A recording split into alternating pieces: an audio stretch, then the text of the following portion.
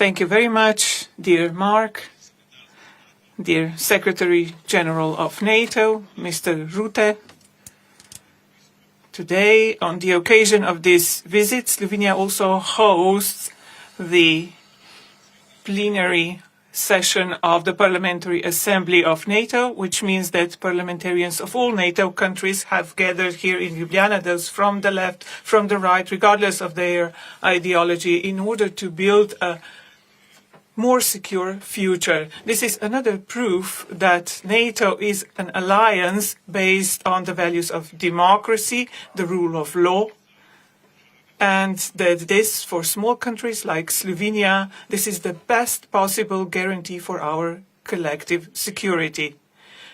Today is also a very good day, a good day for people in Gaza and Palestine and in the Middle East, because the fact that the peace process has been initiated and that the hostages were released by Hamas is a positive news from the standpoint of the future perspective, so that these killings in Gaza stop. And I would like to congratulate the US President, Mr. Trump, for being able to force people to sit down at the negotiation table for the purposes of peace. I hope that the two-state solution process will now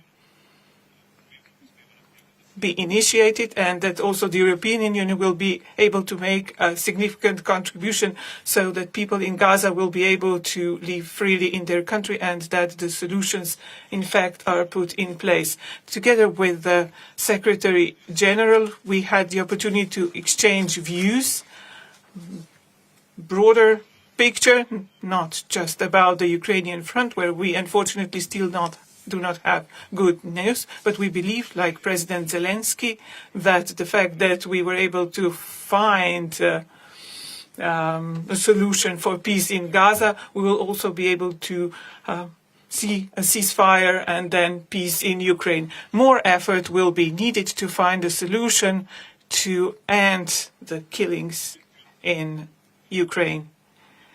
But before that, it is our duty to help protect the Ukrainian people. What we have been witnessing in the recent past and months, these were air attacks against the civilian infrastructure, energy infrastructure, and it doesn't have much in common with the war effort. And that's why Slovenia has decided to join the Pearl Initiative in order to protect the civilians and the infrastructure, which is even more crucial now at the beginning of winter. We have also exchanged views on the situation in the Western Balkans.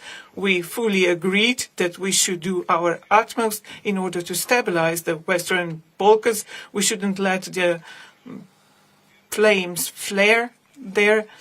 The situation is peaceful at the moment. It is important that NATO keeps its presence there, and Slovenia also keeps its presence in the Western Balkans in order to guarantee stability and peace in the region, and then also in the long term also the membership of all the countries in the region of NATO and the EU.